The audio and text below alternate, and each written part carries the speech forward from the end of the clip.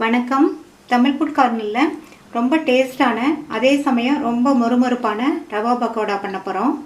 Lockdown டயத்தில் வீட்டில் உள்ள ரவையை வச்சு ரொம்ப ஈஸியாக வேகமாக செஞ்சிடலாம். குழந்தைங்கள்லேருந்து பெரியவங்க வரைக்கும் இதை விரும்பி சாப்பிடுவாங்க. இது ஒரு நல்ல ஈவினிங் டைம் ஸ்நாக். இப்போ எப்படி பண்ணுறதுன்னு பார்க்கலாம். இது வரைக்கும் நம்ம சேனலில் சப்ஸ்கிரைப் பண்ணாதவங்க சப்ஸ்கிரைப் பண்ணிவிட்டு பக்கத்தில் உள்ள பெல் பட்டனை கிளிக் பண்ணிக்கோங்க. இந்த கப்பில் 1 கப் ரவை எடுத்திருக்கேன். இதை இந்த பாத்திரத்தில் சேர்த்துட்டு அது கூட அதே கப்பில் 1/2 கப் தயிர் இதில் சேர்த்துக்கலாம். தேவையான அளவு உப்பு நல்லா மிக்ஸ் பண்ணி விட்டுறலாம். நான் வறுக்காத ரவை தான் சேர்த்துருக்கேன். நீங்கள் வறுத்த ரவை வறுக்காத ரவை எந்த ரவை வேணாலும் சேர்த்துக்கங்க.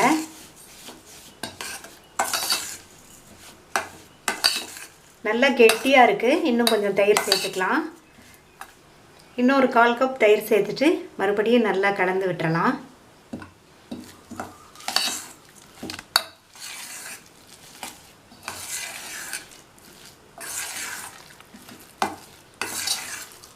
நல்லா கலந்து விட்டாச்சு.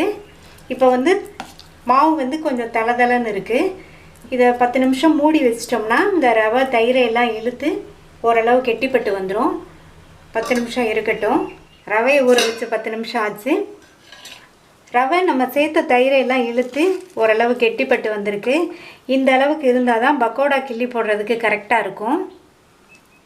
இது கூட ரவை எடுத்த கப்பில் 1/2 கப் பொடியாக கட் பண்ண வெங்காயம், 2 பச்சை மிளகாவை பொடியாக கட் பண்ணி வச்சு சேர்த்தாச்சு. 1 காஞ்ச மிளகாவை கிள்ளி சேர்த்துருக்கேன். கறிவேப்பிலை, கொத்தமல்லி பொடியாக கட் பண்ணது. அது கூட 2 பிஞ்ச் அல்லது 3 பிஞ்ச் அளவுக்கு பெருங்காயத்தூள் சேர்த்தோம்னா பக்கோடா நல்லா மணமாக இருக்கும். எல்லாத்தையும் நல்லா ஒன்றா கலந்து விட்டுறலாம்.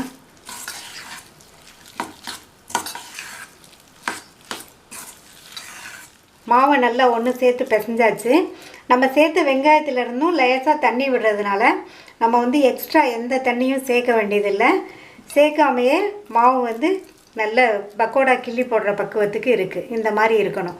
ரொம்ப கெட்டியாகவும் இருக்கக்கூடாது, ரொம்ப தளர்வாகவும் இருக்கக்கூடாது. இந்த மாதிரி இருக்கணும். இது கூட 1 டீஸ்பூன் அளவுக்கு நெய் சேர்த்துடலாம்.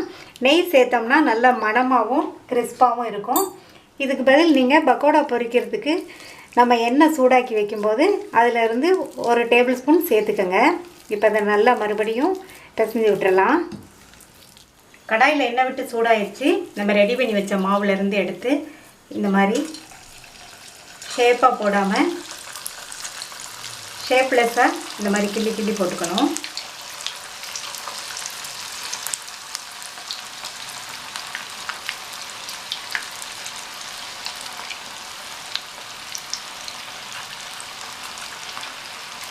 பக்கோடாவை கிள்ளி போட்டதுக்கப்புறமா ஸ்டவ்வை மீடியம் ஃப்ளேமில் வச்சுட்டு கொஞ்சம் நேரம் கழித்து பரட்டி விடணும்.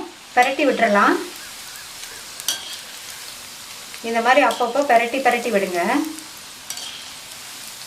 இந்த மாதிரி பரட்டி விட்டோம்னா நல்லா ஒன்று போல் வெந்து நல்லா மொறுமொறுன்னு இருக்கும். நல்லா பரட்டி விட்டு ஒன்று போல் வெந்து கோல்டன் ப்ரௌன் ஆயிடுச்சு. இப்போ எடுத்துடணும். அதுதான் கரெக்டான ஸ்டேஜ். எடுத்துடலாம்.